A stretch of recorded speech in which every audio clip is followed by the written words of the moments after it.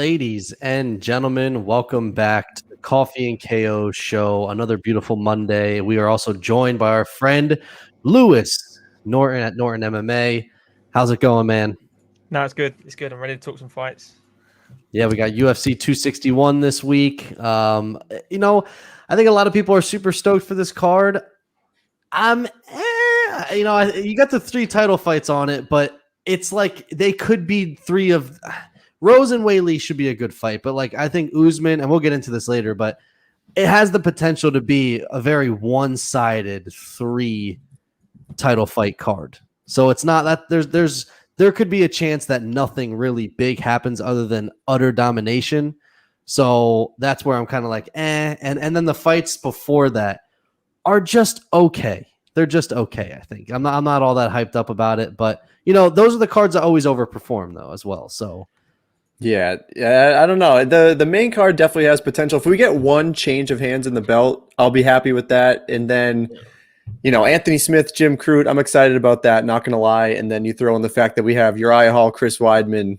I'm excited about that too. We're fucking getting chirped already. Aaron. Yeah. I don't know how you're I agree with him, though. I don't know how you're about this card.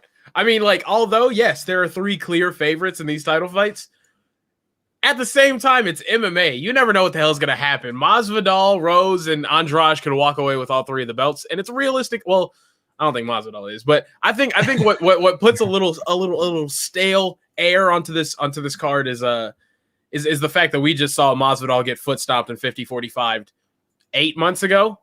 So it's not that exciting to see a immediate turnaround, but shit, this card's insane. The main card Aaron, is, but the Aaron rest is of it, only saying that shit because he's gonna be there. So he has to drum it up. When you're going to the event, you have to hype yourself up. What you're going to the event, you got to be hyped up. So he's tricking himself into it.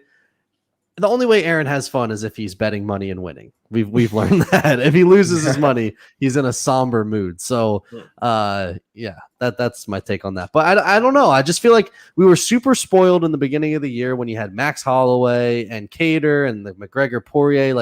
We were just so spoiled in the beginning of the year that now these cards, they're not bad cards, but they're not as big as those cards. So I feel like maybe we were a little spoiled, and now maybe that's my take on that. Yeah, I mean the prelim main fight is Randy Brown, Alex Oliveira. That's a solid fight, and we have our guy Jeff Molina, Glory MMA squad. He's going to be making. This is his UFC debut, I think, isn't it? Yeah. Yep. Tough fight for him in the debut, but the dude he's facing is also. I believe it's his UFC debut, although he looks like he's got the UFC gear on there in the picture, but. I think it's his debut as well. I forget, the Mongolian something is his nickname, but yeah, Aaron, I'm not a casual fan. Stop making fun of me. All right. Anyway, Steve, we got to rate that matchup. Yeah, so I do have rate that matchup, and I really don't have any headlines after that, just because when I went on MMA Junkie, every single headline, as we were talking about earlier, is Jake Paul, Ben Askren. That's the only thing that's on there. I don't have any really big news that came out. We can talk about it after rate that matchup for a little bit. Okay. Why not? Yeah, and I had a few names I was going to throw out there for potential opponents. Maybe you guys tell me how you think about that. But it's Kieran. Kieran just dropped out. Kieran said it perfect. Jake Paul is the face of boxing. We were talking about biggest draw in boxing right now. What is Jake Paul's next opponent going to be? That is just insane to me. That is something that we're all talking about. It is what he's talking about, fighting DC now, which I would love. DC, I would love to see. Jesus, I would love to see Daniel Cormier just absolutely obliterate dude. That would be. Is that because he commented on Tyron Woodley? I believe so. Yeah, I believe so. Yeah. So. Well, Tyron Woodley was a name too that I was going to toss in the mix there, but we can put him against an actual boxer. Right? Let's see how it goes. It's not going well with him. Yeah. All right. Well, rate that matchup. Dustin Connor 3. I mean, that was confirmed. We already kind of knew this was going to happen, and we kind of called the fake beef. I mean, that was 100% fake beef with the whole charity thing going on. Called, huh? Yeah, dude. And Connor was like, no chance, I'm pulling out. And then what was it, like a few days later, he booked the fight. So yeah, I feel like we have to at least announce that was confirmed, but we don't have to go into it too much. But I think a bigger one, Not a bigger one, but Amanda Nunes is going to turn around and she's going to face Julianna Pena, UFC 265 in August. I know we're all not a fan of this one. They are straight to the bottom of the barrel with it. They really are. I'm giving this one honestly a 1. There's nothing. Julianna Pena just is 2-2 in her last 4. Got subbed by Jermaine Duran to me. I just don't see it happening. She called for it, somehow got the fight. She's the only one, I guess, on that list that they want. So I'm giving it a 1. It's only one coming off of a win, basically, isn't it? They just throw it to Amanda Nunes. Yeah, I think so. To decimate, add to the resume. Yeah. No, go ahead, Lewis. I was just going to say, it's not much you can do more than a 1 or a 2 for a rate.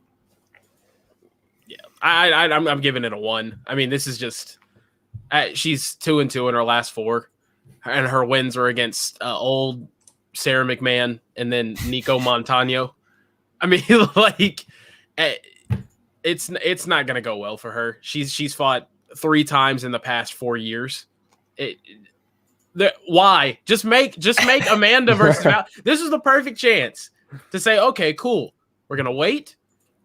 Amanda, we're gonna put you on the shelf, and then when Valentina beats Andrade, if she does, because that's actually not an easy fight, make that fight happen. But no, they're just like, we're just gonna make Amanda beat literally everyone that's ranked in this division, and then we'll go. I mean, I love what Amanda Nunes is doing, though. She's gonna go out, beat the shit out of this woman in a minute. And then she's going to fight again in another couple months. We could see Amanda Nunes fight 3 times, championship money. She's got a kid now, securing that future, making big money. I mean, why not? She is head over heels better than everyone in those divisions. And she could just beat the shit out of them so quick. I mean, Megan Anderson stood no chance. She just demolished her. And I don't see anyone coming with any closer to that. Like, she's going to just destroy her. I like what Amanda Nunes is doing. I think it's super smart. But as far as the fight is concerned, it's a terrible fight. 1 out of 5. I'll go 1.5 with the hopes that we see a crazy knockout or something from Amanda Nunes that gets me hyped up, because nothing's better than seeing one of those memorable knockouts. I hope she does some crazy shit to knock her out. But other than that, the fight's boring. I just wish the fight was before August. Amanda can literally fight every card. Yeah. I mean, if we're being honest, does she even really have to do anything but get in shape for this fight? She just fought for what, 20 seconds? Yeah. I don't think she has to train, mate. She doesn't have to train. That's what we said. Yeah, she doesn't have to train. All she has to do is just get in shape for this fight. Just make weight. That's the biggest battle for Amanda Nunes at 135. The weight. No one else is competing with her. But then again, it was explained to me the UFC might be trying to set this up long term because they know nobody's going to beat Amanda. So then you could have a Weili Zhang versus Valentina Shevchenko fight if that happens. But I don't like Zhang's chances in that fight. I just think the fight to make is Nunes versus Shevchenko, but we're probably not going to see that anytime soon, just because. And she already beat her. I mean, I think it'll be her toughest challenge. Yeah, but she already beat her twice. At that point, you don't typically do a trilogy when it's already one-sided. So, but when it's the most exciting fight you can make, and there's no one else. There's got to be some roided out woman out there that she could fight. There's got to be someone out there.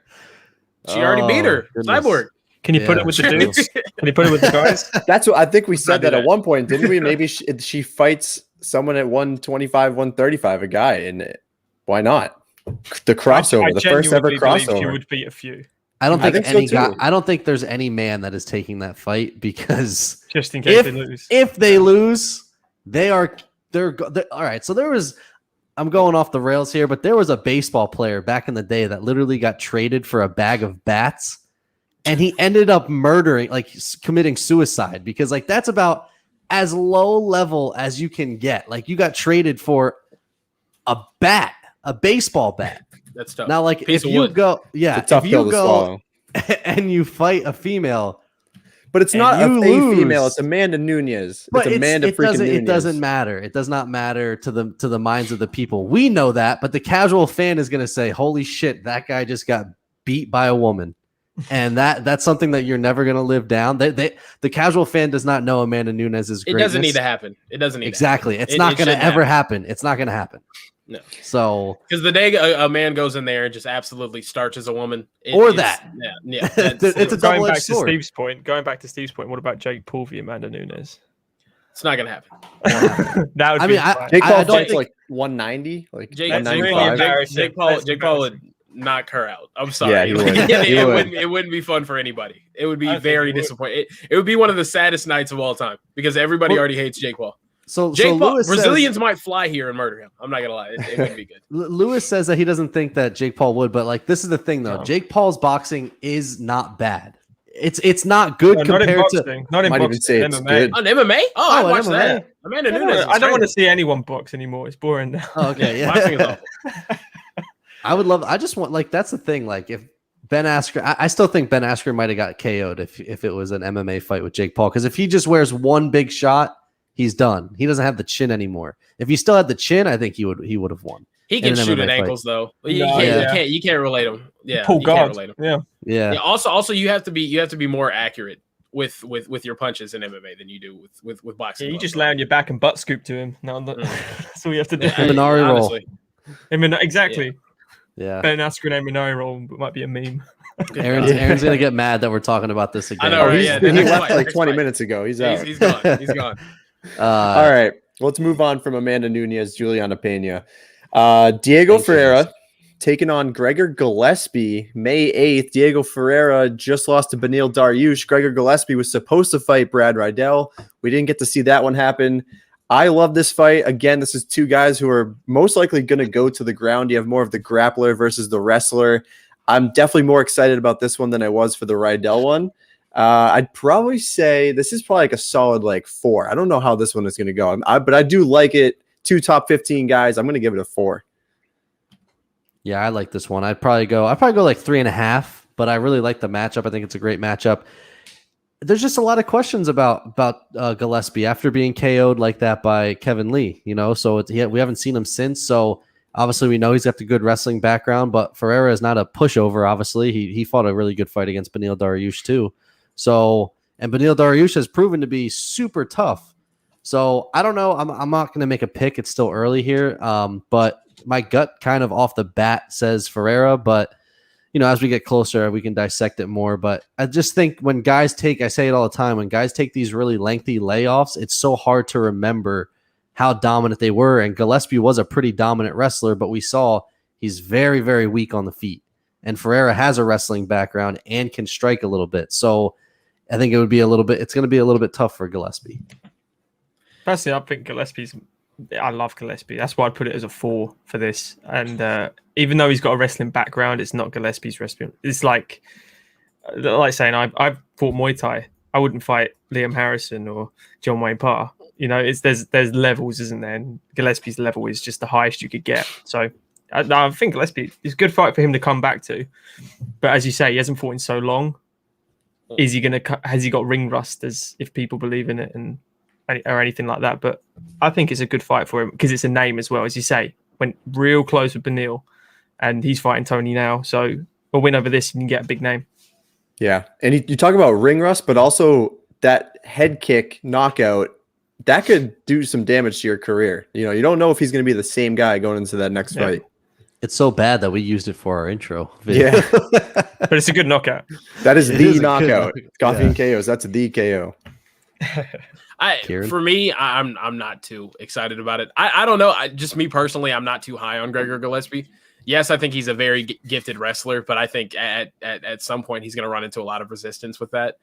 I mean, looking at his wins in the UFC, it's Glacial, Franca, I don't know, Andrew Holbrook, Jason Gonzalez, Jordan Rinaldi, Vince Pichel, Yancey. Vince Pichel's a decent name though.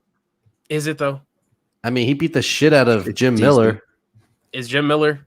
a I decent mean, name now? we're all impressed with Joe Selecki just did to Jim Miller. So I mean, Were we impressed?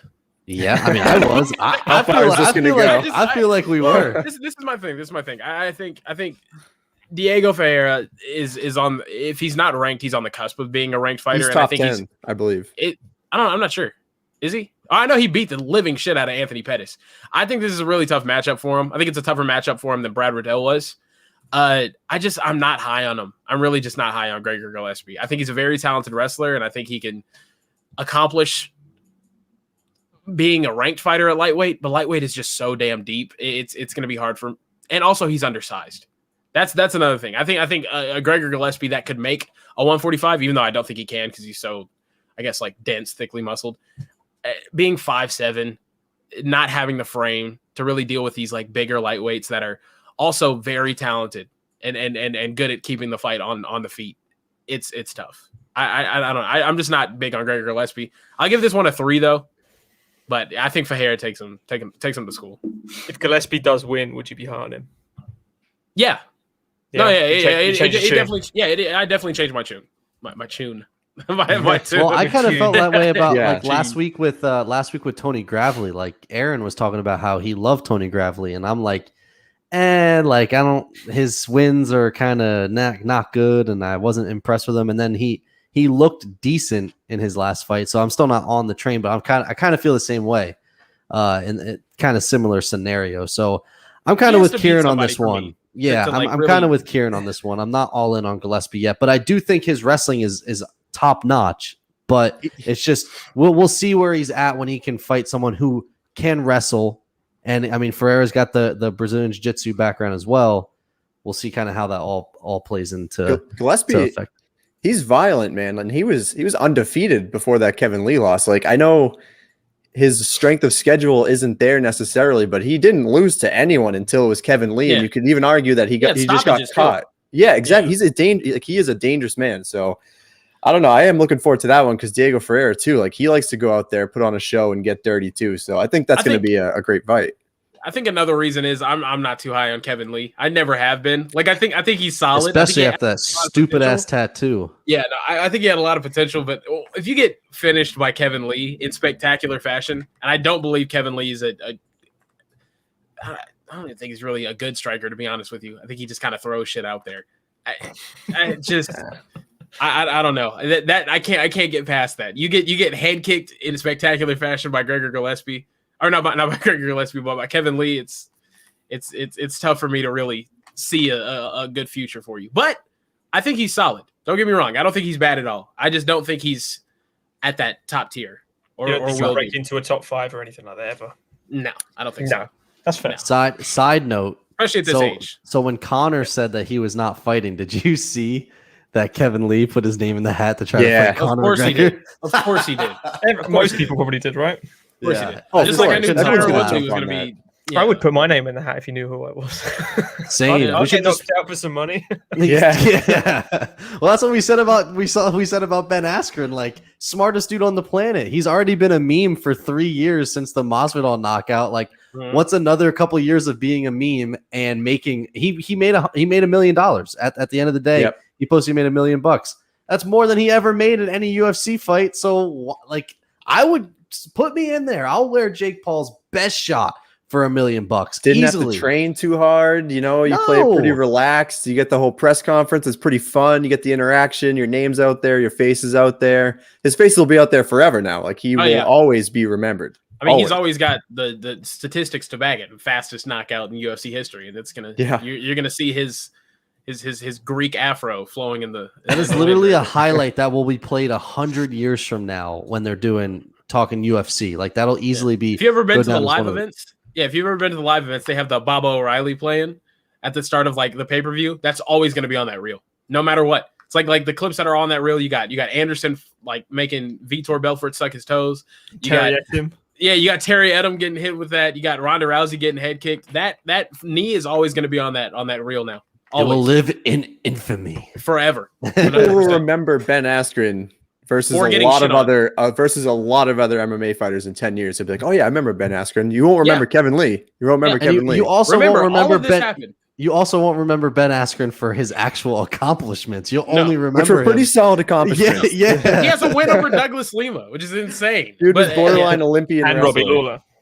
Yeah, and Robbie Lawler. Well, that's questionable. He's more that fight. He's more remembered for getting his ass whooped in that fight rather than actually winning. But sick joke, man. Yeah.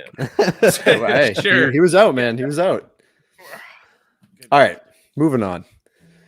So we're just talking about Gregor Gillespie, but Brad Riddell, he gets a fight. Drew Dober, UFC 263 in June. This is a sick fight. I didn't like the Brad Riddell Gillespie fight because Riddell struggled with the wrestlers, and Drew Dober can wrestle as well, but he likes to go for the big shot sometimes, and we need to see Brad Riddell kind of crack into the big names here. So I think this is a really good opportunity for him. Drew Dober coming off a tough loss against Islam Makhachev.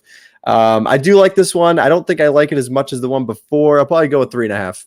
Oh, I like this fight way more. I love this one. This is going to be this fight is going to stay on the feet because Drew Dober is the guy that like kickboxer. He does not like if there's a style difference, like if he can wrestle someone, he doesn't do it. Like he's just going to stand and fight, just like and Riddell's going to do the same thing. So he's not a guy that I guess you could say smart fighter. Like he knows Riddell might have a disadvantage at wrestling, but he doesn't give a shit. Like he's just going to stand and fight. So I think this fight has a potential to be like a great fight. I'm going 4.5 on this one. I love this. Dang.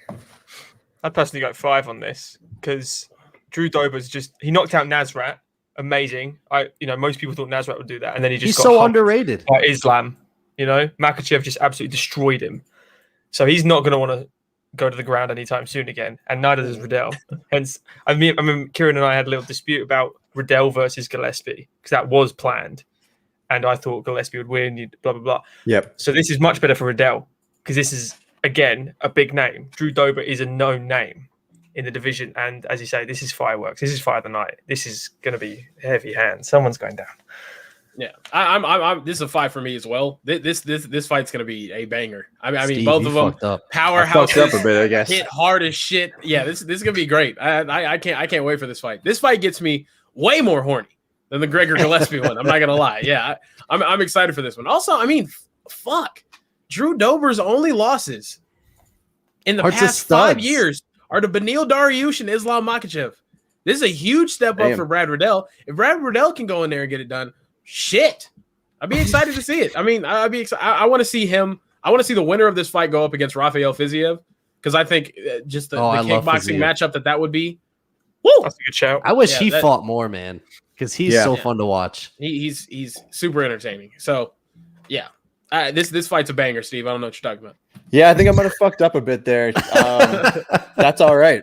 That's okay. Oh, I hate strikers. Oh. Yeah. What did Jessica I say? The people want to see wrestling. Like, that's what she said. They want to see Khabib wrestle. Yeah. That's about it. The fans want wrestling. That's what they want. Usman and Covington, I can get behind their wrestling too, but those are about the only 3 people. I can't get behind Usman's wrestling. Oh, Makhachev. Really? I can't go. No. I guess he's not as active on top. Like, he doesn't try to throw as many strikes. Yeah. If his wrestling is Masvidal 1, don't care to see it anymore. If that's what it is. No. The foot no. Yeah. The snoozeman whole thing. No, we don't want to see that guy anymore. No. What about hammer fisting feet? Yes. Give me more of the foot stomps. More foot stomps. More foot stomps. Yeah. He's been give me full counter Usman that he did against Burns. Give me that shit. Oh my god, give me that. Give me more of that. I want that. Yeah. Well, that was the last of Rate That Matchup. What does Tony have a fight? Ferguson? Wasn't there something? Yeah, we already did that a long time ago. Okay. That was Dariush. Oh yeah, that's right. Yeah. My bad. I forgot. That's because he came back and he said that him at first versus Khabib is not dead yet. He's still on that train. That's why his name came up. Yeah. Yeah. Well, he's a little crazy. Hey, I'm being honest. Tony Ferguson is just Diego Sanchez with a better resume. He's literally just as delusional and crazy. But this is the thing. Diego Sanchez has all this crazy training methods, and everyone's just like, he's so weird, and honestly, you should get a real coach. Tony Ferguson does the same thing, and it's like, he's just so great, isn't he? He rehabbed himself from a knee, He's literally he's a bad losing streak away from being Diego Sanchez. Isn't Diego Sanchez supposed to fight Cowboy? Isn't that still happening, or is that not happening? Why? Oh yeah, you're right. In May, I love that. That's man. I think Cowboy's going to retire after that. I love it. Get a win, get out. Yeah, they used to be training partners too, so that's going to be interesting. Yeah, but I feel like Cowboy hates anyone he used to train with. Yeah, he was at Winklejohn, right? Yeah. No, he doesn't like Mike Winklejohn. I don't like Mike Winklejohn either. I don't know. You turn a 19-time world championship boxer into a very predictable striker like Holly Holm, but it is what it is. So, all right. No news? I don't know. I mean, the only, like I said, Jake Paul, Ben Askren, that's the only thing in the news today. And I can give you 3 names. You guys can tell me which one. It is just so crazy how this shit has captivated the world. Like Ariel Helwani on Saturday was tweeting more about Jake Paul, and I guess for good reason, because Saturday's card was awful, but Triller was worse. Like Triller's just whole performance was worse. But like Ariel Helwani made like 2 tweets the whole night about Robert Whittaker, and this man is a UFC like that. That's what he does. And yeah, 2 tweets compared to like a million for Jake Paul, Ben Askren. That's how crazy. And MMA fighters, especially I think it was Lauren Murphy. She was all pissed off because she's like, you're taking attention away from our sport, blah, blah, blah. Like, get over any it. real fighter doesn't want to fight. But this is what you have to talk about. The people love it. And listen, I hate Jake Paul, but shout out to him because he's found a way to captivate the world to focus on him to make money. He is a douchebag. No one likes him, but we're all going to tune in hoping that he gets knocked out eventually. Yep. And he's found the perfect way to do it. And he's really not an awful boxer. So, no, I mean, that's what makes it, I think, even better is like he really is passionate about boxing. It's just his call outs are shitty. Like we want to see him fight real people at this point. Yeah. I wouldn't mind watching him fight a MMA fighter that can actually punch. Like, I don't know. Ben Askren's really bad. There's Some one other name. matchups. There's one name. What's the name? Tommy Fury. That's Tommy the Fury. one. Yeah. Who's legit? He's 5-0. All his knockouts. Legitimate professional boxer. I don't see that. Yeah, and he's and he's jacked out his skin, and he's Tyson's younger brother. So that shit's not happening. He's big in the UK. That would say, he'd fuck Jake Paul up too. That just it would. Yeah. Some other matchups. We got Corey Anderson versus Ryan Bader in Bellator. There you go. The Grand Prix still going. Yeah, Don't forget about the Grand Q Prix versus Herbert Burns. Oh, yes, that was actually like on my honorable mentions. Big Billy Q guy got his autograph up here. You can't be that big if you freaking forgot to mention it. Well, the fight wasn't, Billy Q versus Herbert Burns. Is that going to get a big reaction? But that's your guy, so you had to talk about it. You know what? We'll get a big reaction. Talk about it. You know what? We'll get a big reaction. Court McGee versus Claudio Silva. No, I did see that. What I'm talking about. That's a one. I don't even. They're both over 40. I'm gonna keep it a buck. I don't give a fuck about any of those fights. I'm not combined 80 years old, bro. So matchups for Jake Paul. All right, because there's obviously he's calling out a bunch of people. I like Tommy Fury though. I did see that. Yeah, all right. So you saw BJ Penn. That one obviously came out. Obviously, Nate Diaz was a big name, and Tyron Woodley was a big name. What was our reaction when we saw BJ Penn? Like, this man can't even win a bar fight, and he's offering to fight a boxer. And BJ that could Penn, be the next fight, bro. That could be the next one. That is the guy that Jake Paul would say yes to. He'll ditch he'll dodge Tommy Fury. He'll dodge anyone that can potentially beat him, and then But then somehow he has this way of making everyone want to watch it. Like, I'm not paying for it. I'll be honest. I'm stealing that shit off the internet. But I'm watching because I don't want to be the guy that's out of the loop. Steve and I were talking about this beforehand. Like, you don't want to not watch because then when people come up to you, did you see that circus on Triller on Saturday? You don't want to be the guy that says no. Like, you want to be able to talk about it, so you're watching it. Do you know, if he actually fought a professional boxer and won, like, not saying like he has to have a crazy record, this boxer. He could be like 4-2 or 2-4, whatever. He's had fights in boxing and he won. People would actually respect him a little more, take him a bit more seriously. Even though he's an ass. Okay, you're serious. You're not just beating people 0-1, 0-1, 0-1. You don't just beat Ben Askren and get respect. If he went out there and beat like a DC, I put some respect on his name. Oh, fuck that's a name that's out there. DC. Was there £100 disadvantage? DC would fuck him up. DC's not getting down. Easy. No. God, no. DC would fuck him up. I guess this is my gripe with the 60 pound weight advantage. As soon as I saw Tyron Woodley at the event with Ben Askren, I was like, he's going to clout chase. He's going to try to get this shit. I would love to see that, though. That's what I was thinking, yeah. It's funny, though. He still thinks he's a draw. I think he thinks that he's like... Who, Tyron? I think while he was the UFC welterweight champion, he thought he was a draw because he was on TMZ and in like a movie or whatever. Is like fucking two lines and a rapper. Yeah, and a rapper. Yeah. Like, I don't know. Even after he lost his belt, he was still talking sweetly, like I'm the money fighting. It was like, no, you're not, Tyron. But picture if he's the guy who finishes Jake Paul, then he's the hero, and everyone loves him again, and he gets all the followers back, and all eyes are on him. That is true.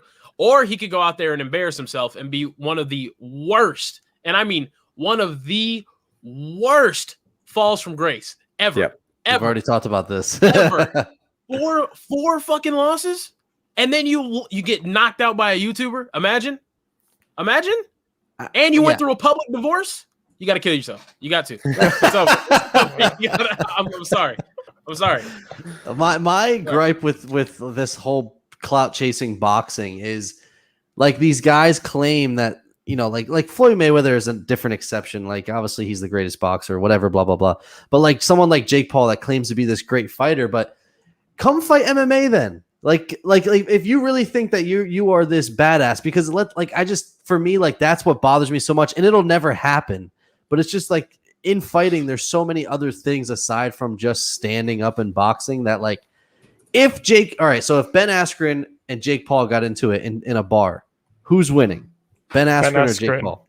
Ben Askren, because he's going to choke the shit out. Yeah, he's going to choke the shit out of him. Like that's slam him through a table. Yeah, beat the shit out of him. Ground and That's pound. what I mean. Like there's just so much more to it, and I think that's what bothers me the most is like they're comparing MMA and boxing, and it's not even close. Like anyone that is anyone with the cauliflower ear, and I took this from Pat McAfee. You don't fuck with anyone with the cauliflower ear because you know Couture, James Toney. That's what happens when a boxer has a fight. Yeah, he gets taken down and beaten the piss out of. Shit, we're about to see Clarissa Shields fucking fight. That's actually she's been training MMA for so long. That's actually something. Well, I'm excited for that. I'm really not that long. Not long enough, but she's not fighting elite competition. That's something that we honestly should have talked about in the rate that matchup, because I'm pretty excited to see her. Like, I mean, we're talking about the number one pound for pound like female boxer in the world transitioning over into MMA, and she's taking training seriously with a good she's with Jackson Wink. She's training with I forgot what her name is, but she just qualified for the Olympics in wrestling. And John Jones. Like that's her like her training. And Holly Holm, Michelle. Yeah, Watson. Holly Holm. Yeah, Michelle Watson. What will be her weight class when she's probably 155 or 145. So if she comes to 145, we could get the Nunes fight at some point. Yeah, I'm not sure if she can make 145. I'll have to look into it, but she's big. She's bigger. That would be sick, though, because that's what I mean. Like, there's got to be someone out there that can eventually challenge Amanda Nunes, and it's like I want it to happen before Nunes retires. She's only like 25 or something, isn't she? She's young. Well, no, Clarissa. Clarissa. She's like mid-20s, isn't she? Yeah, Nunes I think she's mid-20s, but she needs. We're talking. I think she's a double Olympic gold medalist too, 2012 and 2016. But she's 26, 5'10", 165 is what she boxed at. But she's going to need a lot of years to get near Nunes. That's what I'm saying. And then Nunes is not going to be around for that much longer. She's fighting. She's having her first fight in June. And I'm pretty nervous about it because I'm like, that's really quick. So I don't know if she just started training in MMA like 8 months ago, something like that. That's pretty quick to grasp everything. But then again, she's going to be fighting a fucking soccer mom. So who cares? It's in PFL. The girl is like 3-6-1 or something like that. So we'll see. But I don't know. We'll see. Ryan says you guys are acting like he's about the sport and it's all about celebrity boxing. No, I get that. We get that. It's just trained seriously though. He does. He does train we're seriously. Talking about this dude left his freaking mansion in LA to go to Big Bear for 6 months and train with Sugar Shane Mosley. Like he took it seriously. Like he's about it. He's about fucking really boxing. But and he's going to box someone soon. It's only a matter of time where he just took out Ben Askren. The next fight has to be a step up from Ben Askren, and then the one after that, at some point, he's going to fight someone legitimate. Sad. Nate Robinson lasted longer than Ben Askren. Like, yeah. So did the first guy, I think, who was a FIFA YouTuber. No, he got so. Yeah, what's it called? I don't know his name. And Gib had like Anason Gib. He had a fight before too as well, but. Oh, there you go. Good God. No, I know KSI really wanted to fight him, the YouTuber. He doesn't want any part of that anymore, though. No. Didn't KSI beat his brother? Yeah, KSI beat Logan. Yeah. And like a razor, but Jake is so it's much funny because Logan's fighting Floyd Mayweather. No, that got called off. That got called off. Floyd's supposed to be fighting Cejudo. Wow. This is crazy. Triple C. This world that we live in. This is what boxing is right now. This is where boxing is. He opened that door, dude. He opened that fucking door. Now there's no limit. This is going to be the next 10, 20 years of boxing. Another thing that Conor did to change the game. It wasn't Conor. It wasn't Conor. It was these YouTubers that started it all. It was KSI and Jake Paul. Oh, not Jake Paul. KSI and this other British YouTuber, Joe Weller. Joe Weller. Joe Weller. Yeah. They started it all. They had some beef, booked a boxing match at some venue in the UK, sold great, and then everyone realized 60,000 or something. Yeah. And then everyone realized like, oh shit, like we can make serious money off of boxing because we don't have to do any of the promotion.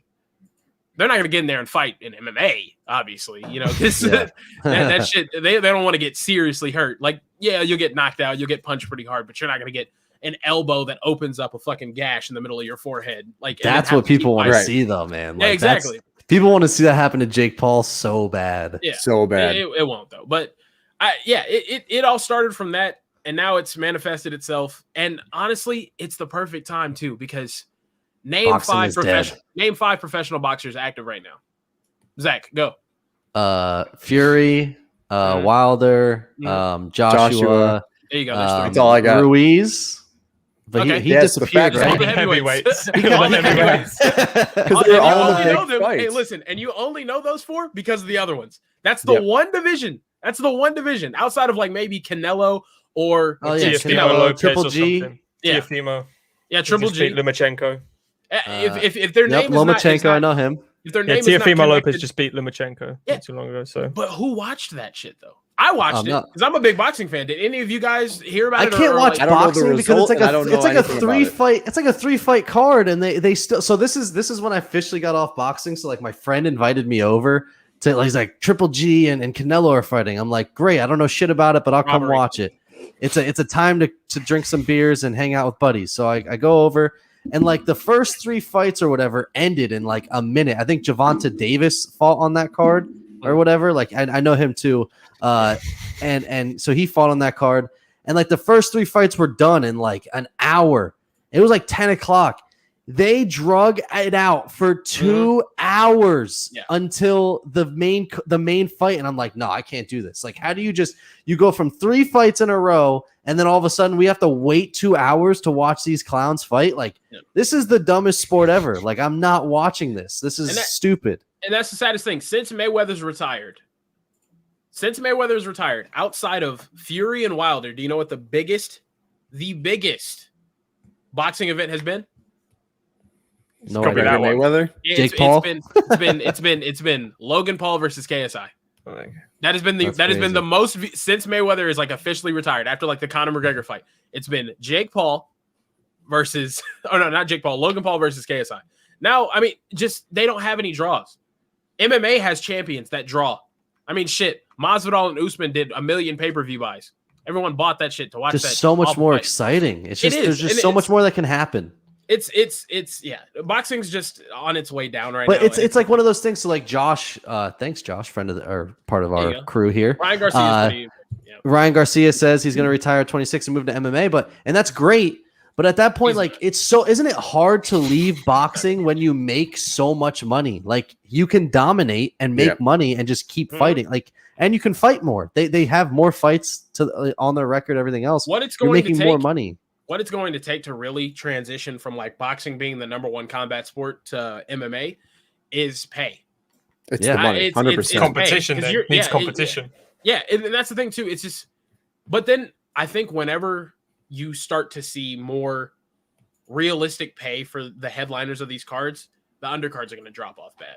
Because that's one thing that the UFC has over every other fight promotion. We can get a card that is stacked from bottom to top, 14 fights, all bangers. Yep. You can get that. You can realistically have that. You can have a fight with 3 title fights and 2 other amazing prelims, you know? In other sports, it's just not like that. You know, like in boxing, it's not like that. But that's what makes the UFC different. You can have a stacked ass card. And I think whenever you start paying these fighters more, you're going to start to see that drop off a little bit because they're not going to have the money to throw here and throw there and throw here and throw there. You know? Do we ever see like so we saw Strikeforce and all the eventually like go away and it just became UFC? Will we ever see like other promotions kind of almost get bought out by the UFC or no?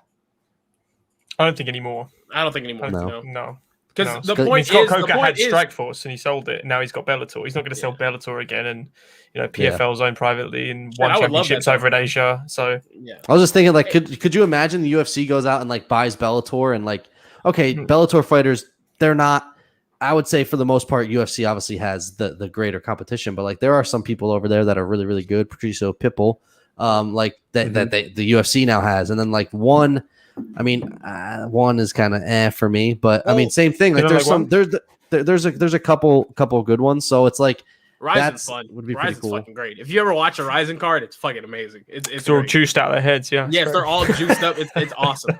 No, this is the thing though. So the people at one apparently. That dude that fought Mighty Mouse was massive. Oh yeah. I mean, I also don't think you're gonna see more. I guess the word monopolization of MMA promotions because I like that. I mean, just. All of these other promotions are built to compete for the UFC, like compete with the UFC. Like they want to be bigger or better or take off of them. I mean, Bellator is literally known at this point as like a retirement home for MMA fighters or for UFC fighters that fizzled out, you know? So it's kind of like the MLS for pro soccer, Lewis. But I mean, it's not, I don't see them buying. I see them fighting for contracts, and I think free agency is something that needs to be explored more and more by the elite fighters. Yeah. But then again, you see guys like John Jones that have contract issues. He's not going to go fight for another promotion because he understands I can make the most money in the UFC. If John Jones is in Bellator, who's watching it? Yeah, who's watching it? Especially now, I feel like his following has kind of dissipated a little bit. He could follow. He still has a big following though. He's like 5 million followers on Instagram. He sold 600,000 pay-per-view buys against Anthony Smith. If he goes over to Bellator and fights Vadim Nemkov on Showtime, nobody's gonna fucking watch it. Nobody will because no one has Their Showtime. Fights are on Friday fucking night. It's a garbage thing. Exactly. I mean, it's just it's tough. It's I don't know. He knows. He like all these elite fighters know if you want to make real money, if you want to become a superstar, if you want to get all these huge opportunities, you have to do it in the UFC because everyone watches the UFC. The fact that the sport and the promotion are synonymous. Yeah. I train UFC, bro. Yeah. No one's saying I train Bellator. Like, no, bro. I train also, baseball. Think about this. Who's a Bellator fan?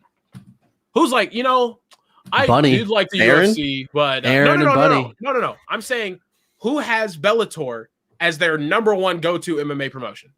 Oh, no one. Not a Couldn't fucking tell you. soul. Does Does anyone buy a Bellator like fight kit? I guess they don't have fight kits, but like a shirt or anything like that. Like, do they sell?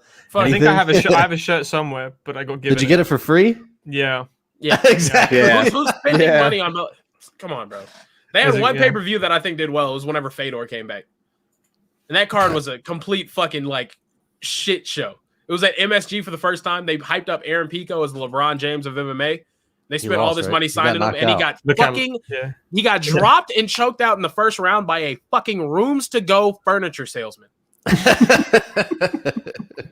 I love how Aaron knows all these guys like outside of fighting professions.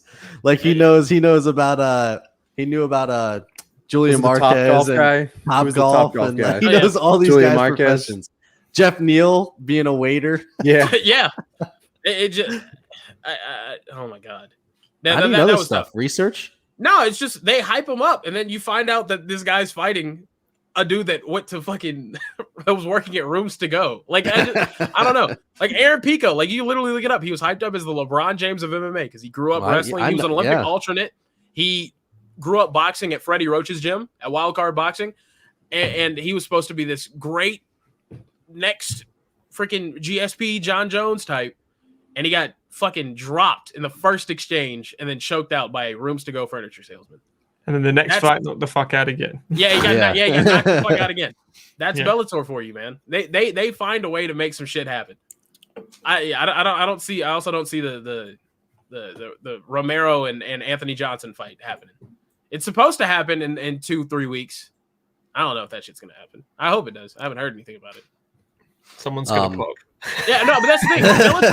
Bellator's just so they let you down so many times that it's just like if that fight happens, is it gonna be a good fight? Is it gonna be super boring? It's gonna be boring. Any fight that they have that I get hyped for, it disappoints too. That doesn't help either. Yoel Romero, look at his last couple fights. I think it's going to be just like that. And then it's a perfect match because Rumble is coming back from a however long layoff. So I feel like he would be gun shy from that. And then you got Yoel, who's just always gun shy unless you're in his face trying to fight. Like, you know what I mean? So it's just, I think it's going to be boring. But going to Steve's question, I want to see Tyron and Jake Paul. That's what I want to see. Also, quick before we get to the picks, I got a question for Lewis. I see you're drinking Pepsi. Is it soda or is it pop? Soda. Okay, I just didn't know. Call Like, it pop in the Pop's UK, like a right? 1930s. I don't know. I don't know. Pop is a Midwestern thing. I don't know. I'm just You're asking. a dad. You're We such call a it dad. fizzy drink anyway. Fizzy. You say that? you? Which It's is like you're basic. ordering one, you would say that? Yeah, give me it. Or soft drinks as well. You say as well. Can I get a fizzy drink? I'm gonna say that next time I Yeah. go to somewhere to Sounds get like a drink. child. Because Sounds like you're 4 years yeah, old. but they sell them flat as well, which is really awful. Flat. sell it They flat? sell flat Some soda. places, yeah, Wow. They charge you money for that? exactly. Exactly. Oh, you're getting ripped off. That's where it came from. Yeah, but no, under a menu it'd be soft drinks. All right, that's Yeah, a so you term just we say I'll use have a here. soft drink. Yeah, Someone gives you a flat soda, you I go don't have to think drink. no one spit said it back. no one Throw says that in soda, their though. face. Yeah, no one would say soda. No one would say pop in the UK. Yeah, no. I'd say Fizzy give me a fizzy drink. drink. So Yeah. wait, if you wanted it to be flat, you'd give me a flat drink. I don't think anyone's ever ordered a flat one. Nah, it's Okay. just soft and hard. Give me a hard Yeah. drink. Yeah. Give me a soft drink. Out of a medium. Give me a flaccid drink, Yeah. please. If you could. Like that medium rare. Yeah. Or Give me, a can. give me a flaccid, flaccid Say Coca-Cola. it as it is in the UK. Say it as it is. Yeah. I gotta ask one of those questions every time we have Lewis on. It's always great to Pepsi with learn bubbles, something. please. Pepsi with bubbles. We gotta get to this card, yo. We gotta get. Yeah, we got to I've get been to the shitting on actual Bellator for UFC like- 261 pay-per-view. Oh my god! Triple Okay, title fight. let's go. Let's do All it. right. First fight on the card is, sorry, I'm pulling up ESPN here. Anthony Smith, Jimmy Crute. So Coffee and KO has made a bold prediction in the beginning of the year that's saying Jimmy Crute is going to be in like the top. Steve, what exactly did we say? Because I honestly don't freaking remember. We didn't call title. I want to say we said like top 5 though. We'd have to run the tape back. But I I, was want gonna to say we top predicted like a 5. top 5. Yeah, Yeah. So him and that's kind of yeah. So I'm firmly on the Jimmy Crute train. I really, really like him a lot. Anthony Smith is a tough opponent, though. We've seen it. He's a tough guy to put away. He's got wrestling. He's got striking. So I love this matchup for Jimmy Crute. But you look at the money line, like plus 165 for Anthony Smith. You can't hate that. He's a tough out for anyone. But I am super high on Jimmy Crute, minus 195 here. I think he's going to be physically stronger. Decent strike. He's got a good striking. Everything about Jimmy Crute I really, really like. So I'm going to go Jimmy Crute.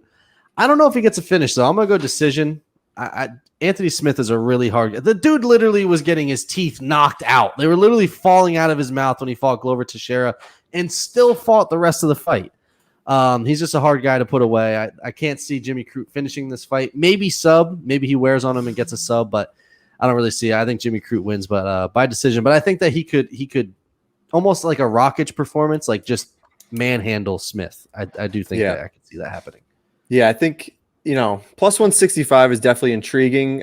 For Anthony Smith, like he's kind of one of those guys you don't really know what you're going to get, and he's been in this weird funk for his last few fights. Yeah, he pulled out the win over Clark, but that's not like a massive name to me. And when you look at the 2 losses prior to that with Rockage and Glover, both of those guys had at least 8 minutes of control. They were able to take him down with ease. And that's something that Jimmy Crute can also do. Like he has knockout power. He can wrestle. He has a submission win over Paul Craig. Like he can do a lot of things that I think will present an issue for Anthony Smith. Now, I don't think he's going to submit someone like Anthony Smith, who has an insane record, insane grappling career too. But I do like Jimmy Crute in this one. I do think he'll be able to overpower Anthony Smith, similar to what Alexander Rockage did. So give me Crute, and I do think he can get the finish here. I'll go with the TKO. Man, I cannot stand Anthony Smith. I can't fucking stand him. Like I think he's a good There's dude. one of these every card. Bro, I think he's a good dude, bro. But he's like, he just complains every time any fighter talks shit, and I'm like, bro, you're getting paid to fucking fight. Like, shut up. I don't know. I know that's super just bleed of me, but I I don't know. I really think I'm not too high on Jimmy Crute. I think he's solid. Wow. Once again, I think light heavyweights just really. I think light heavyweights really weak. To be honest with you, that whole division. Yes, I don't like it's that. really Yeah. weak. So I think he could be a top contender in that division. But like to be fair, I'm not even high on Jan Blachowicz, and he's the fucking champ. I have high standards for everyone. That's because you're a John Jones fan. 100%. Yeah, it's just well, this is my thing. If you're the champion of a division where I think someone that can fight at that weight class can come back and beat you rather easily, I don't rate you too highly. Like, hey, it's not his fault. John Jones is gone. Other than undisputed UFC bantamweight champion Aljamain Sterling, your undisputed UFC bantamweight champion Aljamain Sterling. No, I think Jimmy Crute takes care of him. Hopefully Anthony Smith. He's gonna fight again after this. I don't know. Retire, please. I just don't care to see. I think he's great on commentary, though. I will say that Anthony Smith. I think he's a solid commentator until he starts talking about people talking crap, and then he's like, "I wouldn't do that personally myself. I think you should just focus on the fight and be respectful because this is a respect sport." I'm like, "No, this is prize fighting. Shut up." Anyway, Jimmy Crute, 13-second knockout. Wow. And Anthony Smith, he's only 32 years old. This is going to be his 51st pro He's fight. tough too. 13-second knockout. He's fought everyone.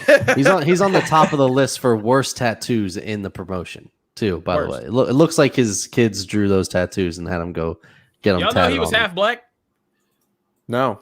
It's crazy. I don't know. It just also ties into Alexander Gustafsson has never won a fight against an American black man. I would have guessed like a quarter black, not half. Literally, I only know that because I figured out because at one point, Alexander Gustafsson's light heavyweight career, he is undefeated against everyone who is not a black American male. What a statistic. That's pretty wild. It's crazy, but That's when you weird. look at it, Yeah. I mean, I he lost to Anthony Smith, he lost to John Jones. He lost to Phil Davis, Daniel Cormier, Anthony Johnson. Yeah. Those are all his losses before he fought Fabricio Verdum. But then again, I don't know. Brazilians are just the black people of the Latin America, I guess. Some may say. I don't know.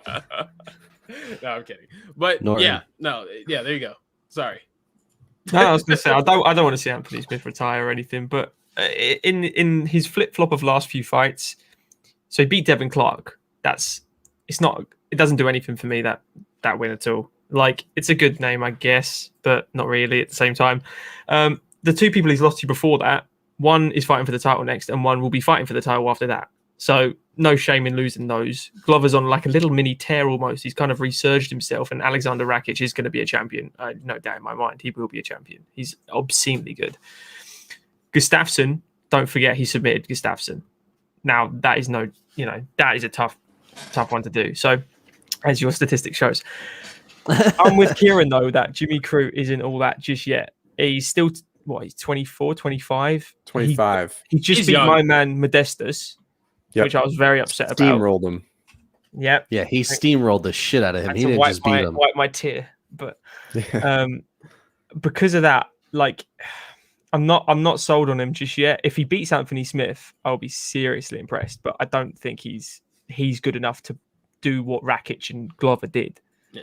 He's less than 2 years removed from getting choked out by Misha Serkinov too. And that's my So has he jumped that far? His only loss. This is a big step up in competition. But we've also seen him 3 fights grow ago too. So He's grown a not lot. enough to improve that much, surely. Like Anthony Smith is that level. He fought John Jones. He went to the wire. He's as tough as they come. So I don't think if he gets a win, it will, because it's a 3-round fight. It will be he's banked the round. It's going to be a decision. I don't see him finishing Anthony, but I would, if he's plus money, that means he's an underdog, right? Your betting lines. Anthony Smith is an underdog. Anthony Smith. I would bet Anthony Smith big time. Yeah, I mean, I'm probably going to put some money on Anthony Smith. That's even though Jimmy Crute's your man. Yes. Well, because I've actually learned from Grant insurance. Dawson that you don't bet for the fighters you like, because then when they lose, you actually are like, damn, screw you. I don't like you anymore because you lost me money. So what you do is you bet against your fighter so that when they win, you're happy. And if they lose, you're happy because you made money. There you go. Lewis, how do you want that Smith win. Decision. 3 Anthony rounder. Smith by decision. All right. Crute's a brute, and if he was in the band, he's not playing the flute, right? Guys, big guy, gonna come out there, beat the drums. I think he's gonna beat up Smith faster than you can finish Beethoven's Fifth. So I'm going Jimmy Crute knockout. There you go. 13 seconds. If he does this in 13 seconds. If he does, hey, I called Connor knocking out. You will not believe this. I called Connor knocking out Donald Cerrone in 40 seconds. Really? To the exact set. I promise you. I have eyewitnesses. I literally called it. Lost my shit. I did say Tom Aspinall second round choke, so against Arlovski. So we're all there. I bet money on Aspinall, and I made some money. I was happy. Yeah, man. Always bet on Tom.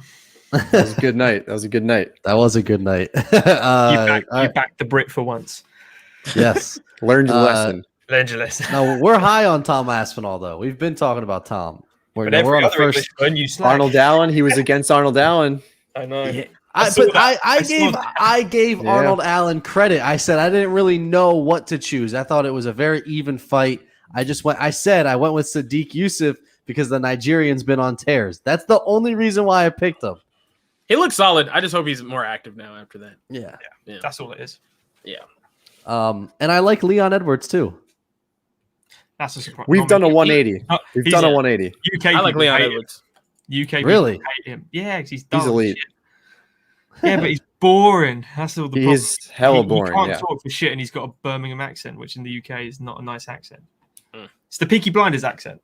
It's a horrible. That's a sick Peaky accent. Blinders. I feel No one like. knows No, what it's he's not. saying. No, it's not. Peachy Blinders. All right, how's it going? All right. That's what it is. That's Yeah. Oh man, do you like Peaky People love the Blinders? Scouse accents. I want I need the Scouse. Darren Till Scouse is a accent. quack. want tea. You got a quack for Scouse. My bach. My bach. There's Jimmy. Do you know the comedian Jimmy Carr? The UK. Yeah. Yeah. He has a joke about doing a Scouse accent, and all you have to say is chicken and a chanakok, and that's it. There you go. Now you can do Scouse. Do you like Peaky Blinders? Because I just saw that the Yeah. woman just died. It's so upsetting. Yeah. man.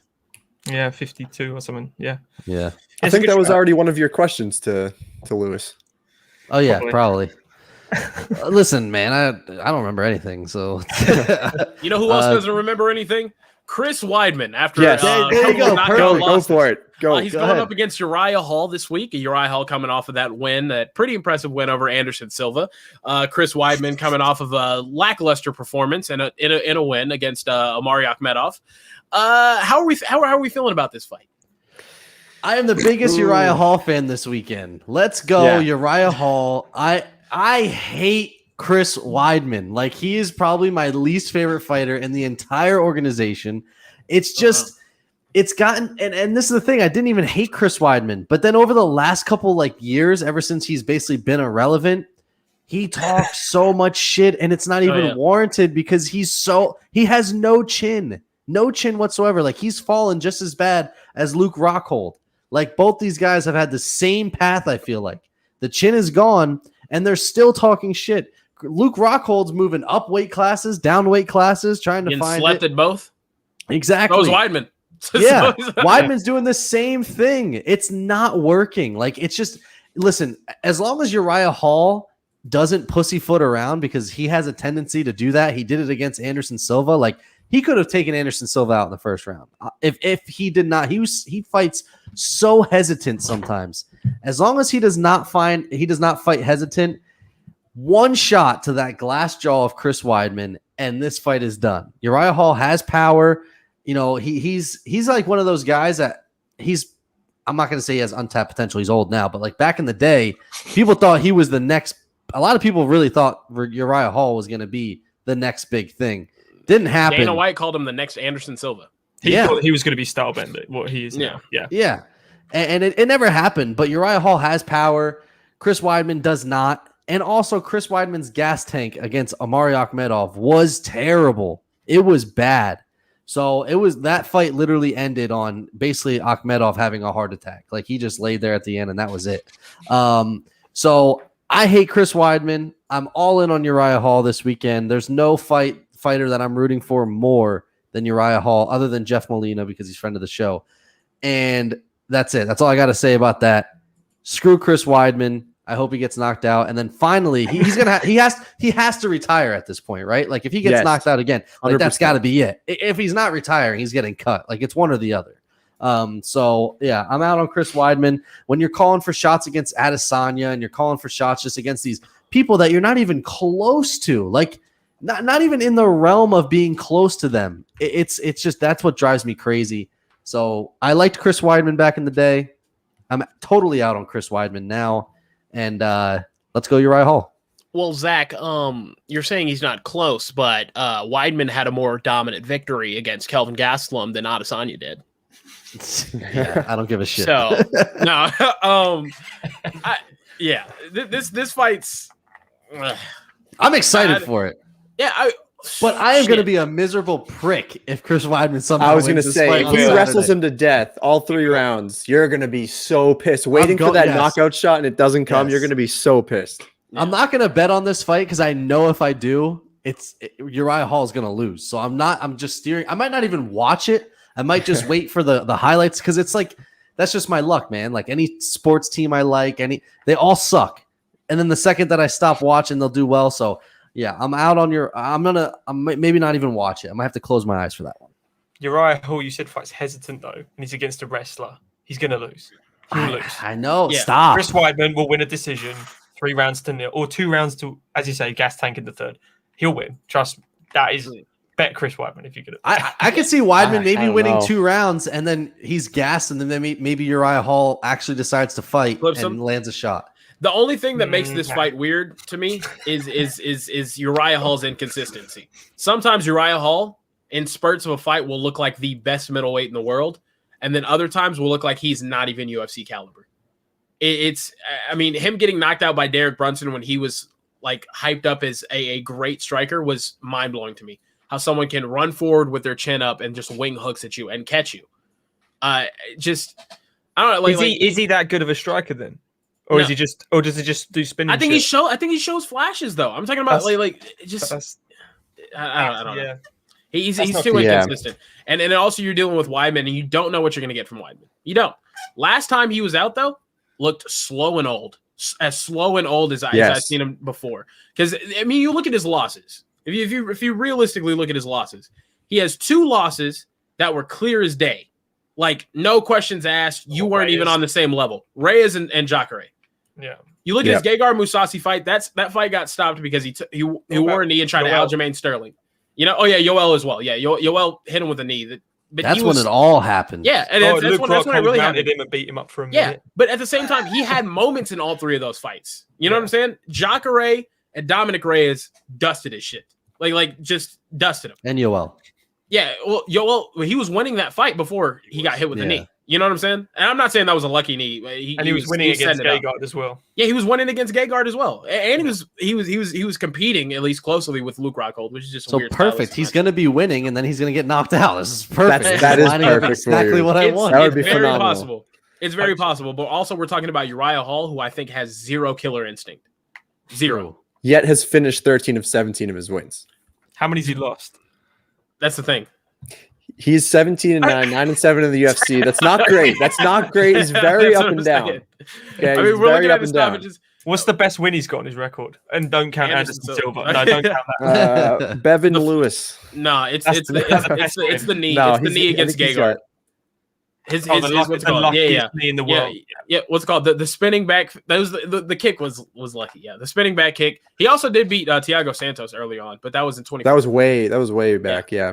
I don't know. I think if you just have to look at also the recent, like he's on a 3-fight win streak. Weidman put on a very subpar performance against Akhmedov. Granted, Akhmedov is a tank. That's a good win. Even though it was a sloppy win, it's a good win. But still, he's in this weird, like the last 5 of his 7, he's been knocked out. And he's going against a guy who knocks people out. So also, this is a rematch, guys. This is a rematch. Yeah, that's true. It was like back in 2010, and Weidman stopped via punches. Zach, I know that's a different Weidman. That's a different Weidman. That's a Weidman with even less striking capability, in my opinion. I mean, he's just coming off of, but he was able to wear shots better. But we'll see. We'll see how it goes. I think this fight, I'm not excited for it, though, to be honest with you. Oh, no, you got to be excited for it now because of me. You got to be excited. I think it's going to be a shitter, though. I think it's just going to look like two guys that don't really belong at the top of the middleweight. Yeah, if we get shit cardio and it's just Weidman taking him down nonstop and Hall gets tired after the first round and is unable to strike and take him out, that's almost shit want for Chris everyone. Weidman to win the first 2 rounds and then get knocked out because it's even more heartbreaking for him. Like I He want him to just get knocked lost out his in the father-in-law, last- you asshole. I don't know. It smells a little of Derek Lewis Francis, doesn't it? This one. That's what I'm saying. Like it's going to be one of the two. It's either going to be a stalemate based in hesitancy, or it's going to be an exciting freaking just barn burner. If Chris, No in between. No in The between. odds makers, it's a pick'em. It's a 50-50 pick'em. It's minus 110 for either guy. So the odds Doesn't make makers the are seeing wrestler. this the same always bet exact the way. wrestler. These two are huge I- disappointments at the end of the day. That's I'm just taking all Hall. I gotta say. I'm taking Hall TKO. Let's go, That's Steve. that's my I got- official pick. I got Chris Weidman via submission. How can you do that? No. Weidman decision all day. Damn. You also Weidman both want the submission. submission? Decision for me. Oh, decision. All right. Yeah. I don't think he has the capability or the energy to pull a submission out. I like this because That's whenever right. we're across the board on one, it never goes in that favor, so it works perfect. Maybe we could give Weidman Greg Hardy's little asthma inhaler every round. Oh my I god. don't know, man. But that would be then it would be interesting. I still I'll can't allow believe it. it. One of the title fights is next. We got Valentina No, we need Carrie. Shevchenko. We need Carrie. Oh yeah, sorry, Carrie. Jesus. Damn, See, it Carrie wasn't gets no me. damn respect on Wasn't this me. show. I know. None. No, it's fine. Carrie, I It's got your fine. back. I got your back. Thanks, Steven. Wide man, you better hide, man. Uriah Hall is going to come in and break your glass jaw. I'm going Uriah Hall knockout. That's why we're best good. friends, dude. Wow, there we go. That's why we're best friends. Carrie's always got my back. Fight was about to break out if you picked Uriah Hall. And I can't wild out here. It's his house. He'll just kick me out. I can't act a fool here.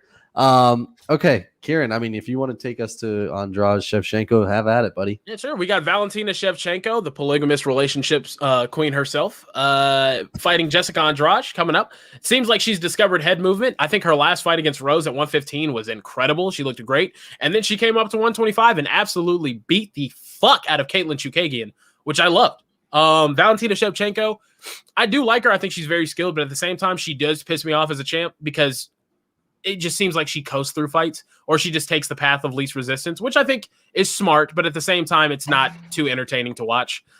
Jessica Andrade, though, is going to be the first person, I think, to walk her down and really come at her.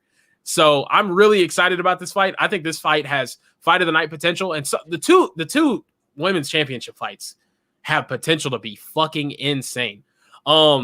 I'll just be interested to see if Shevchenko can get Andrade to the ground and hold her there. Then I think you're going to have an easy fight for Shevchenko. But if she can't, Andrade is going to provide a lot of problems for her, in my opinion. A lot. Or she'll get her face kicked off. Who knows? Valentina's really good. For me personally, though, I'm going to take Andrade because I don't like Shevchenko. I'm going to take Andrade via knockout in the 4th round.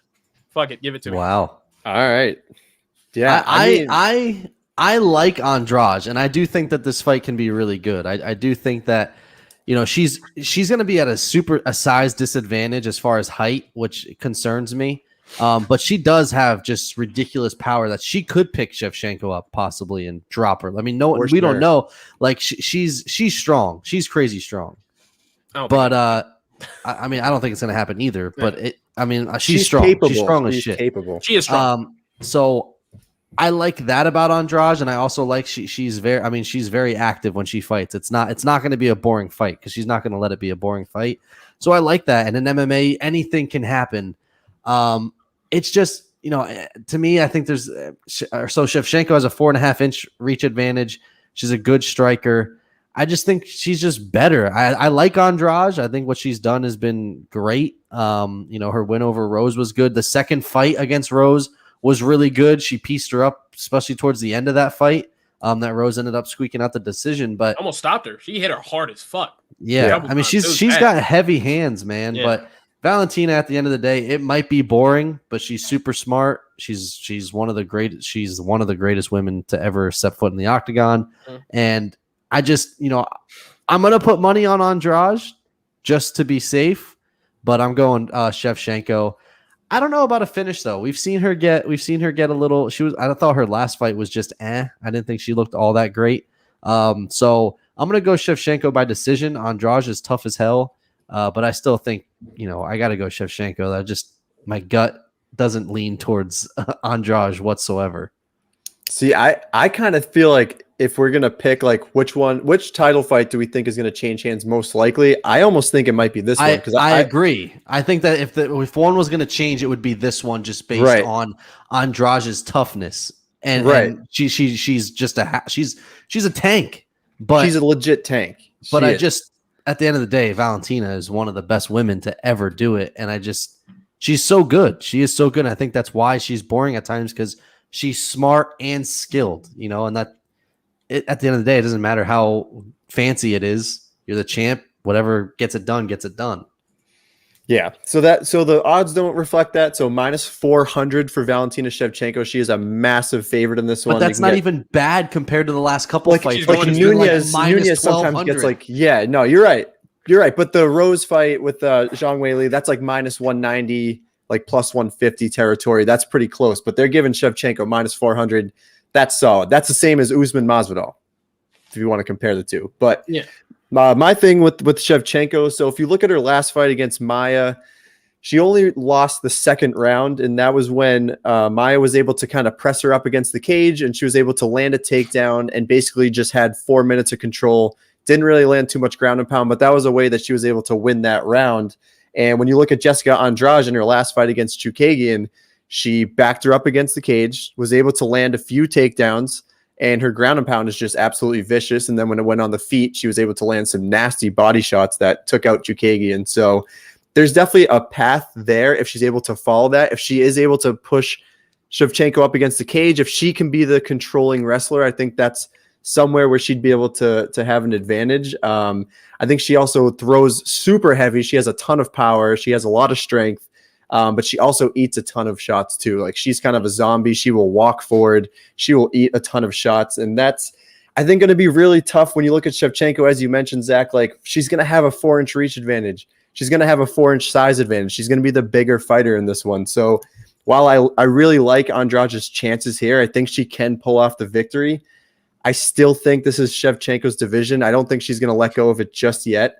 So I'll go with Shevchenko in this one. I do think it's a lot closer than the odds makers are saying it is, but I'll take Shevchenko and give me decision on that one.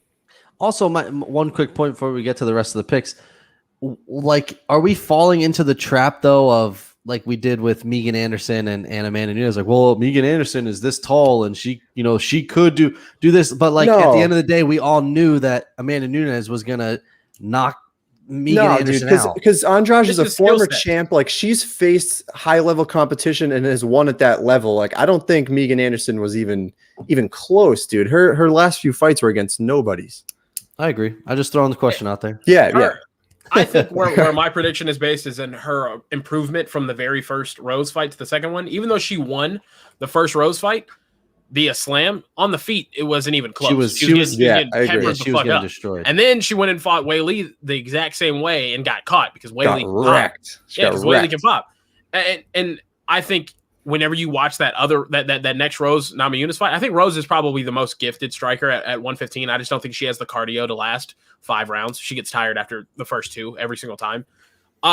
She was moving her head, which is something that I hadn't seen her do before. She didn't move her head against Joanna whenever she fought her. She didn't move her head against anyone. It was just like, I'm going to walk forward and throw these big ass hooks. She started moving her head and then learning how to actually counter off of those. Then you saw her completely like run right through Chookagian, who I don't rate at all. I think she's fucking trash. As well as I think literally every one female 125er outside of Andrade and her is not good, to be honest with you. And I don't think they're even on the same level. So as soon as Andrade went up to 125, I knew she was going to be getting a title shot quickly because the level that those top 5 are at strawweight are just way higher than any other contenders at 135 or 125. Yeah, I think she provides some challenges. But then again, Valentina did fight Joanna, who came up from a lower weight class and looked way faster than her, which is insane for someone to come up from a smaller weight class and to still be outmatched speed-wise. And we all know how fast Joanna is.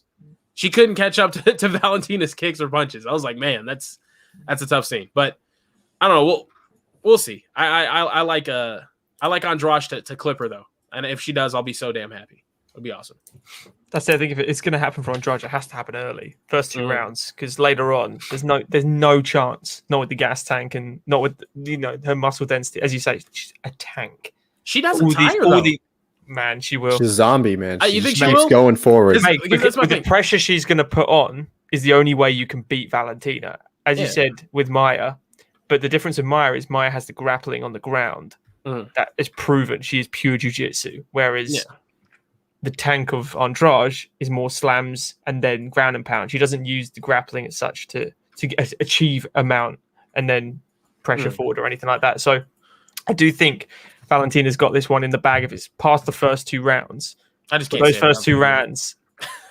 Those first 2 rounds are going to be super dangerous for Shevchenko. She's going to be on her bike. I wouldn't be surprised if she's just gives the rounds away, to be honest, just to wear it down, basically. But what's going to happen is Valentina's going to just leg trip her in. Just probably. Yeah. I just know literally every time anyone closes, literally anytime anyone closes distance on Valentina, it's the same thing. She's going to clinch up and she's going to hip toss him to the ground, or she's just going to drag. It happens every single time, and I hate it every single time. I really wanted to get slipped. It's not going to happen though. But I'll say I do. Well, the only thing is I believe in Andrade's cardio because she did go 5 rounds against Joanna and didn't seem to tire, and she took an ass whooping of a lifetime in that fight while also applying pressure the whole time. But it's different though. Joanna's power compared to Shevchenko's power. Yeah. Joanna's response. You see what Joanna happened with Shevchenko. So if you put the same pressure on her, she'll make you pay for it. Joanna kind of didn't. It was more just pepper. So it's tippy tappers. Yeah. So I know exactly what you're saying, but I think Shevchenko will make her pay for any mistakes in this. Yeah. It's definitely, as you say, if it's one of the title fights is going to change out of all 3, this is the one. This is the thing though. I think this fight is going to be good. Well. Yeah. I think this one's going to be good because I think Andrade is going to make Shevchenko work more than any of her other previous opponents. Right. Which is something that I just want to see. I don't care if she wins. I just want more action out of her. You want to know she's mortal. Yeah. Yeah. Well, this is the other thing too. I mean, if you look at Shevchenko's past couple of fights, I mean, she's kind of just coasted through people that she could have finished.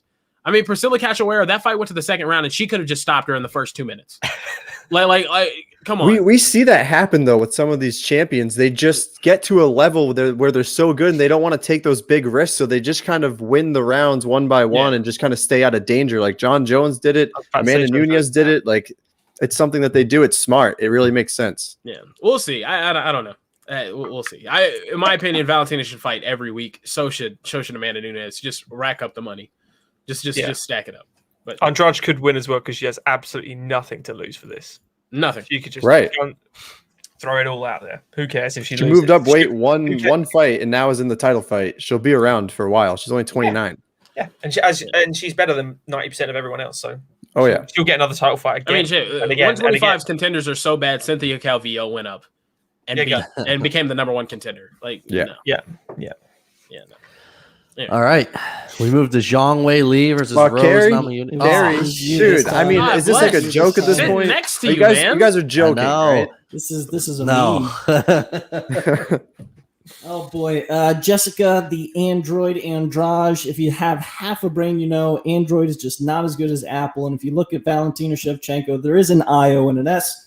So like Apple, I think Shevchenko is going to take it to the bank, and squeak out a decision. Boom. I thought you were going to say something about her ass. Like she got an apple bottom or some shit. I don't know. I was expecting some sort of comment. It had Lewis, did you take a decision? I like the iOS one better. It's fine. Yeah. All right. Now we have Zhang Weili versus Rose Namajunas, and a little bit of controversy going into this one now with Rose's comments versus the what exactly did she say? She sees red. Is what she saw. Oh. Rose was seeing red, but essentially, she was I don't know, kind of saying she wants to win this fight for America because Weili's from a communist country. So yes, that's what it was, and so it's like a Colby Covington thing to say. Honestly, yes, seriously. But I'll be honest, I'm a huge Zhang Weili fan. I liked Rose for a bit, but I'm kind of Rose. Is it just me, or is like Rose just seemed just very awkward? Like there just seems something just not right there. There's something, I don't know. There's just something about Rose that just throws me off. Like she's just very odd. She's with Pat Barry, which is very weird. Like just this whole vibe she throws off is very odd. She can strike. Kieran mentioned it earlier though, but she gets tired very quick. Zhang Weili is another one. She's just a tank, and her striking is very good. She can. I think she's going to dismantle Rose. Rose gets hit way too much for my liking. We saw it in the Andrade fight. I think that this is a fairly easy win for Zhang Weili, in my opinion. Yeah, I don't really have anything else to say. I think Zhang Weili is going to get it done by TKO. Honestly, I think that she's going to TKO Rose. Rose is tough. But I think it'll probably happen in the later rounds. I think Rose can wear damage for a little while, but at the end of the day, Zhang Weili has crazy power. Her striking is very, very good. And I just don't think that for the majority of the fight, I don't think Rose is going to be able to last longer than 3-4 rounds. I think that Zhang Weili this is going to be an easy win for her. I don't think it's going to be difficult at all, in my opinion. Yeah, I agree with you. I definitely agree with you. And we learned a lot from the Zhang Weili Joanna fight. Like she went all 5 rounds. The cardio is there. The output is there. Like she can wear damage and still give it back. Like she's insane. She runs through people. I think it's pretty crazy. So she's 21-1. She lost her very first pro fight and then has won every single fight after that. And she dismantles people. So, and I like Rose. You know, I think she's a really good striker. Obviously, if you're able to beat Joanna 2 times, and she was able to beat Andrade, which with that she picked her up, dropped her on her head. She did that 2 times. Oh no, sorry, I have that backwards. Andrade picked up Rose, dropped her, and then Rose in the rematch won that fight. My bad. But she got tagged quite a bit at the end of that fight. Yeah, she did. Yeah, and that's going to be a problem against Zhang Weili. So I like Rose. I think Zhang Weili, I think these 3 champs that we're seeing right now are untouchable right now. I don't see any of them losing for a few years. So I'm running with Zhang Weili in this one, and I'll go with the TKO as well. Lewis, Kieran, one of you two. Oh yeah, you can go ahead, Lewis. You go ahead. Sorry, Okay. I just had a big old sneeze over here. Yeah, I mean, there's not much to say, to be honest, in crediting Rose for this fight. I think if it goes into the 3rd round, like if it goes past 3 rounds, it's Weili's, and I think if it goes early, it's Weili's. I don't see Weili getting touched by Rose in any way at all, unless Trevor Whitman has an incredible game plan for Rose, where she's going to take her back, piggyback, and choke her out on the stand. You know, something incredible. It's just not going to happen. She could probably have the same approach as she did with Andrade. You know, use her movement, use her jab, dance around it, box her up a little bit, but I think the power and the tankiness and the size, everything about Weili is far superior to Andrade. And yeah, early days, 1st round knockouts. I mean, it's going to be a knockout. She's going to finish Rose. I have no doubt. Early on, I think Zhang has a serious problem with Rose. To be honest with you, the footwork, the movement, the angles, the punches. I think early on she has a serious problem. But Zhang is really durable. And I think if this goes 5 rounds, I don't see Rose making it 5 rounds if it stays on the feet. But then again, Rose is a very, very gifted striker, especially early on in the fight. I think, and Weili's not someone that moves her head too well. I think she does just kind of eat the punches and just that's what I'm saying. She's durable, but at the same time, defensively, I don't think she's as I don't think she's as developed. Rose is tough though. Rose is really tough. I honestly, it just depends. I like the fact that Weili took a long time off after fighting Joanna, give herself a chance to recover. But man, Rose early on in fights is really, really tough. But then I've noticed she starts to gas out. She does that movement heavy style, those punches, those angles that she creates. She does tire out. Trevor Whitman's also a genius that I'm very high on. So I think it's either going to get stopped early with Zhang struggling, or I think Rose gets stopped later. Either way, it's going to be a banger of a fight. Knock on wood, because God bless, we don't need another shitter this year. But yeah, it's really hard for me because I think Rose is really solid, and I think Rose gives her a lot of problems early on. It just depends on how durable Weili is. but I've seen her be durable before against Joanna, so I'll take Weili via 4th round knockout. Well, the fact as well, she can knock out Andrade. You said what again? The power she has as well. The fact that she can knock out Andrade. She destroyed Andrade. I feel if she just touches Rose is going to have a wake up call. But I agree with you there. Trevor Whitman is going to be a key factor. I think Rose has a bit of a chin on her as well, though. I mean, like for Andrade to catch her as many times as she did, that she showcased somewhat of a chin there as well. I think Zhang hits damn hard too. But early on, Rose. Later on, Zhang. It's that simple for me. Yeah, we'll see. At least Aaron gave you a compliment, so he's not that mad at you anymore. Thank you. Gary. Now I think Jake Paul beats Rose though. That's a fight. Not gonna lie, if I got into the octagon with Zhang Weili, I'd probably trickle some pee. But then again, I'm no Rose, and as we know, every rose has its thorns. I think she's gonna be able to prick away, cause enough damage, and get a TKO. That was a Rose TKO? Yes. So that's 4 Zhang Weili's to Carrie's 1 Rose. Check out a betting line. I can see it happen. If that fight ends within the first 2 rounds, I bet it's Rose that did it. I promise. Yeah. Aaron says criticism doesn't mean keep I'm it real. Mad. I didn't say you were mad. Oh, maybe I did say you were mad. Yeah, I thought I said sad. Okay, but yeah, we still love you, Aaron. Even though I guess Steven, I don't know what we're talking about. He gave and Lewis, he gave Kieran the good breakdown. You know, hand clap, but it's okay. I don't think anyone just goes right through someone unless it's Rose early. I'm a casual, but that's fine. All right, main event, Steve. Oh man, Kamaru Usman taking on Jorge Masvidal. It's almost like a buzzkill, right? Because I feel like that the 2 women's fights have potential to be bangers, right? And then we have for sure.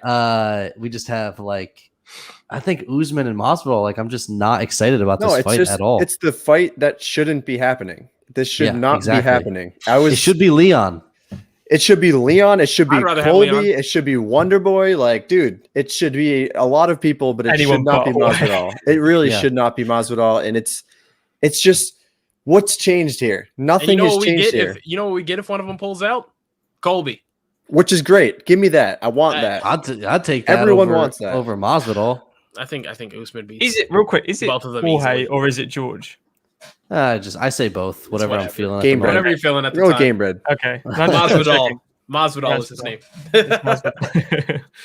Yeah, well, I don't know. I mean, I can keep this one pretty short, but we know Usman. The only thing that I was saying earlier in the pre-show is that if Usman has fallen in love with striking, because he is seeming to strike a lot more and he's damn good at it, that's where I think, obviously he wouldn't have the advantage because Masvidal is probably the top 2, top 3 in that division as a boxer, as a striker. He's very good. He's very technical. So that's where I would see if Usman falls in love with striking, tries to stand up with George, that's where it's going to be troublesome. But if Usman is able to mix in the wrestling like he does with a lot of people, he does it in a ton of his fights, this is a no-brainer. George cannot handle the wrestling type, especially Usman with his strength. He's able to hold him down. We could very easily see another 50-45. I'm hoping Usman goes in there looking for the finish, and I think that's something he probably will be doing because these guys seem to have some bad blood here a little bit. So I'm gonna take Usman in this one without a doubt. I'm giving George maybe 1% chance to win this. He can land a big shot, but we saw Usman take Gilbert Burns' huge shot, was able to recover, and then go in and finish the job. So I don't think Masvidal is going to be able to do it. So I'm taking Usman in this one, and I think he will go for the finish. So give me the TKO. Yeah, I'm not going to say George has a 1% chance of winning. I think in MMA, there's more than that, but I don't see it going much different. I think that Masvidal could train for Usman 100 times, and it's not going to be a different result. The only thing for me, I also don't think that Usman will fall in love with his striking. He's way too smart of a fighter. I always say this, he's not one of those that gets caught up in the snoozman storyline. He's going to do whatever it takes to win. I said the same thing about Tyron Woodley back in the day. Everyone thought his fights were boring as a champ, but he did what he had to do to win the fights. It didn't matter. And I think the same thing for Usman. He's not a guy that really falls into those traps. He doesn't care about the talk. He'll do whatever it takes to win. And obviously we know, I don't care how good Usman striking has got. I mean, he might have a power advantage, but Masvidal is a great boxer. And he's not going to stay standing with Usman or with Masvidal. He knows that he's got to take the fight to the ground. Masvidal knows that he's got to take it to the ground. And outside of Masvidal maybe landing some sort of knee on a shot from Usman, which I don't even think could happen. I think it's going to be the same thing. I really think Usman might not shoot in for anything. He's going to push him against the cage, foot stomps, dirty boxing stuff against the cage. That's going to be it. It's not going to be this crazy fight. It's going to be boring. It's going to be exactly like the last thing. So he's not going to shoot for the takedown because there is that chance of the knee, right? There's those chance, but nothing Masvidal does on the feet with Usman trying to push him against the cage is going to knock Usman out, aside from a lucky shot. You know what I mean? So there's just no way I see Masvidal winning this fight. I don't want Masvidal to be the champ. I've never taken a 180 on a fighter as much as I have Masvidal. Like I was all in on Masvidal, then the BMF thing happened, and then it was just like he's got 14 losses on his record. Like he's lost. To me, like Masvidal is a guy that I don't see losing for a very long time. I really think that he is that good. Wonder Boy is a guy that's been thrown out there, and he does stylistically throw a wrinkle into things because yes, he's a striker, but much different than Masvidal with the way he moves. But I see it going the same way. I don't see Usman finishing Masvidal though. I think that it'll be another boring 5-round decision. Masvidal is tough. And this is the thing. I think Usman, he's a good wrestler, but he does not utilize ground and pound at all. Like he's not a guy that really tries to finish the fight when he's in a dominant position. That's why people call him Snoozman, because when he gets those dominant positions, he doesn't go for the finish. He's just a control guy. I see it being that way, either against the cage or on the ground. Usman by decision is my pick. I don't know. Masvidal, I haven't seen a fighter in a little while that's just taken all of his hype and just completely shit on it more than him. I don't know. There's an array of things, like a long list of things that he did wrong. I mean, first of all, dude like completely copied Conor McGregor's whole look during a fight. Showed up in his like Versace robe that Conor did like 3 years before. Thought that was corny as hell. I mean, also you're Latin American and you're publicly supporting. Never mind. Anyway, but that was pretty stupid too. But this fight just didn't need to happen, in my opinion. It's probably the least excited. Out of these title fights, I'm not excited for this one. Like it's the least exciting one for me. We literally just saw it happen. Yes, Masvidal was coming off of a long layoff, but then again, you're small. Like he's still small for the weight class. Usman's fucking huge for the weight class. Yes, Masvidal provides a lot of issues striking wise, and I think he could catch Usman. I mean, like you can never discount that or say that that's not a possibility. But Usman just beat him in dominant fashion, and in my opinion, he's only getting better.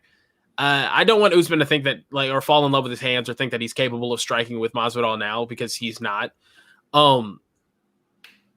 This fight's just gonna be bad, man. Usman, another decision. I don't see anyone stopping this fight at all. I just think it's gonna be the same exact thing, and everyone's gonna be asking why the hell they paid for this shit again. Yeah, well, Usman via decision. Hopefully the first two fights get your money's worth. Yeah. And Chris Weidman getting knocked out. That could be a snoozer too. This card has potential to be really good or really fucking bad. Not going to lie to you. Really bad. As I say, there's a couple factors that are different with this fight. One is the jab that we saw utilized in the last fight by Kamaru. It's just a different arm. He's got Usman's better. He's better than he was the first. He's so much better. but Masvidal had 6 days notice, and he spent 6 days weight cutting. So that's the other thing. So you got to think of how dehydrated he was, how out of shape he was. Obviously training, but he wasn't training like he would at fight camp. So let's see a 6-week one. We're going to see him put a lot more pressure, as he says, and he's also talked so much shit that if he loses again, he knows he's kind of done. Like he's never going to get a title fight again. The hype train is done, and what sucks is because I really wanted to see Masvidal Leon more than anything. Like that was the fight I wanted to see. It could still happen down the line because the narrative's there. But that's the fight that should have happened. But Leon's going to be the champ. Jorge's stuck in that so bad. He don't want any part of Leon. But None of them. Definitely. No, exactly. None of them do. Kobe doesn't. Leon does. Or Masvidal doesn't. None of them do. No. Only Wonder Boy does. Only Wonder Boy. Only Wonder Boy. Yeah, because he's got something to gain from it. Everyone else has Yeah. something to lose.